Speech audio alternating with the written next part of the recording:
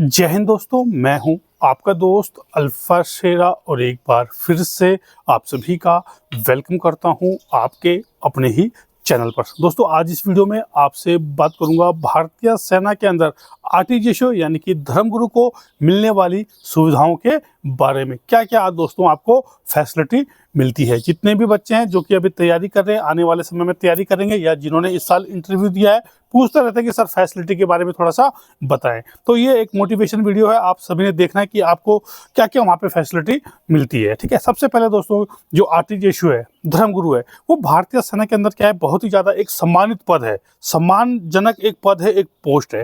ठीक है ना। आपको बता दूं कि यहाँ पे क्या है, आपको जूनियर कमीशन ऑफिसर यानी कि जीएसओ रैंक पर डायरेक्ट भर्ती किया जा रहा है। अगर एक जीडी वाला, अगर एक जनरल ड्यूटी वाला, अभी तो खैर अग्निवीर आ गया, अगर एक जनरल ड्यूटी वाला जो जवान अगर भर्ती होता है जीडी में, तो उसको दोस्तों नायब सूबेदार बनने के लिए यानी कि एक स्टार रैंक लगाने के लिए उसको कम से कम 19 से 20 साल लगते हैं, तब जाके वह नायब सूबेदार बनता है। वो भी क्या है, उसको वहाँ पे कोर्स करने पड़ते हैं और बहुत सारे टेस्ट देने होते हैं समय टाइम टू टाइम। ठीक है ना। उसको प्रमोशन के दौर से गुजरना पड़ता है। 19 से 20 साल लग जाते हैं, उसको ज़्यादा लगते हैं वैसे तो, लेकिन कम से कम बता रहा हूँ मैं, वैसे तो 21-22 साल लगते हैं।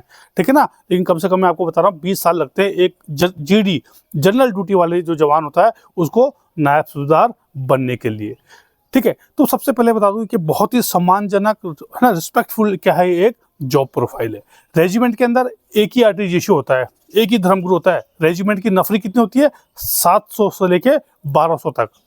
उसमें अगर बीच में मिक्स वाली यूनिट है तो उसके अंदर एक आरटीजीएसओ हिंदू होंगे, एक आरटीजीएसओ पंडित जी, एक आरटीजीएसओ ग्रंथी। अगर किसी में मुस्लिम कंपनी भी है तो उसके अंदर फिर एक आरटीजीएसओ मौलवी। लेकिन जो धर्म होता है उससे संबंधित एक ही होगा।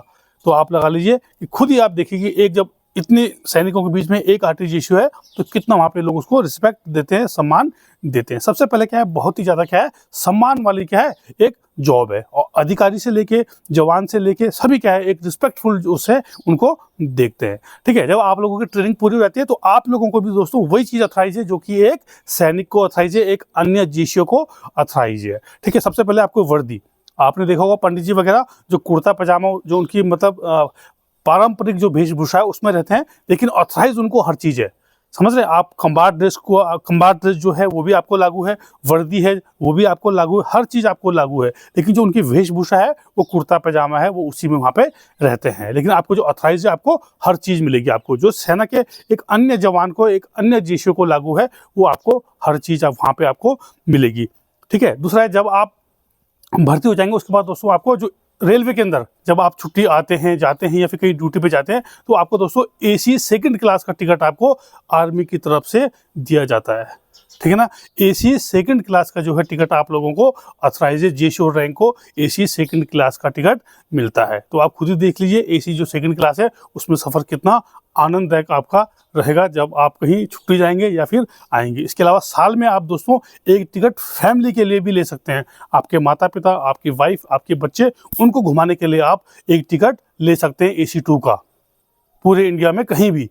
ठीक है ना, एक फैमिली टिकट भी मिलता है आपको जो साल में एक बार मिलता है। आप पूरी जो अपनी फैमिली है उसको लेके कहीं घूमने भी जा सकते हैं। ये क्या है, फ्री ऑफ कॉस्ट होता है। जो टिकट है वो आपको इंडियन आर्मी देती है। इसके अलावा दोस्तों आपको canteen facility, CSD canteen facility, इसके अलावा आपको मिलिट्री हॉस्पिटल MH की जो फैसिलिटी है वो मिलती है आपको, प्लस आपके परिवार को, आपकी वाइफ को, आपके बच्चों को, प्लस आपके माता पिता को। ठीक है, इसके अलावा आपकी जो पेमेंट है वो तो मैंने आपको बताया रखा कि पेमेंट तकरीबन जो आपकी मैंने वीडियो बना रखी है वो पेमेंट आपको कितनी मिलती है लगभग, वो मैंने आपको बता रखा है। इसके अलावा हो गया फैमिली क्वार्टर।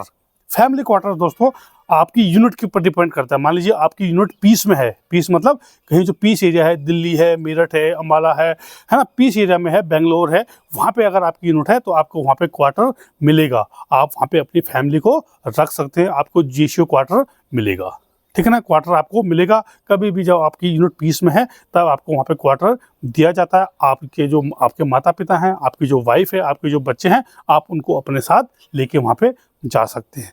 मान लीजिए आपकी यूनिट कहीं फील्ड में है, फील्ड मतलब कहीं बॉर्डर एरिया में, कश्मीर में है, नागालैंड है, नॉर्थ ईस्ट एरिया में है, तो दोस्तों वहाँ पे क्या है, आपको जो कैंट है वहाँ पे क्या है दोस्तों, वहाँ पे भी आपको क्वार्टर मिल जाता है। आपकी पोस्टिंग कहीं भी हो, ठीक है ना, अगर मान लीजिए आपकी पोस्टिंग पीस में है तब तो आपकी बटालियन हुई है, तो आप अपनी फैमिली के साथ रह सकते हैं क्वार्टर में, ठीक है। लेकिन अगर आपकी यूनिट जो है फील्ड में है, मतलब आपको रहना कहाँ है, जहाँ आपकी बटालियन होगी, ट्रेनिंग के बाद जिस बटालियन में आपको पोस्टिंग मिलेगी आपको उसी बटालियन में रहना है। ये क्या चेंज होती रहती है। आप अभी इस बटालियन में, मान लीजिए आप इस किसी ग्रुप में पोस्टिंग होगी, जब आपकी ट्रेनिंग पूरी होगी, आपका सिलेक्शन हो गया, आपकी ट्रेनिंग पूरी होगी, उसके बाद दोस्तों आपको मान लीजिए गढ़वाल ग्रुप आपको दे दिया गया है ना, गढ़वाल रेजिमेंट दे दिए, तो उसके बाद आपको पोस्टिंग मिलती रहेगी। हर 3 साल 2.5 साल में आपको पोस्टिंग मिलती रहेगी। 3 साल, 3.5 साल या 2.5 साल के अंदर आपकी पोस्टिंग होती रहेगी यूनिट टू यूनिट, ठीक है। तो वहाँ पे क्या है, आपको अपनी फैमिली साथ में ले जानी होगी। अगर आप कहीं एक जगह क्वार्टर लेना चाहते हैं, मान लीजिए आपके एरिया के नज़दीक घर के पास कोई क्वार्टर है, कैंट है,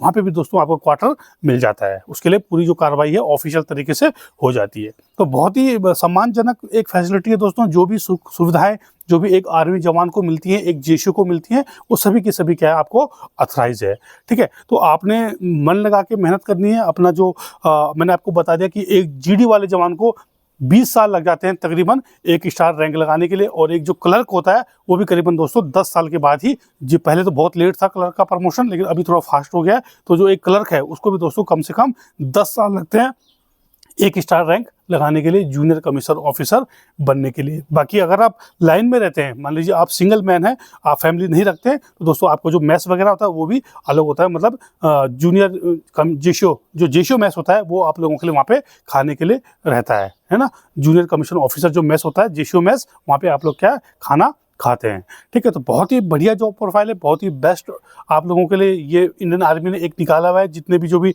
धर्म से संबंधित है और जो धर्म की जानकारी रखते हैं उसके लिए दोस्तों ये बहुत ही बेस्ट जॉब प्रोफाइल है।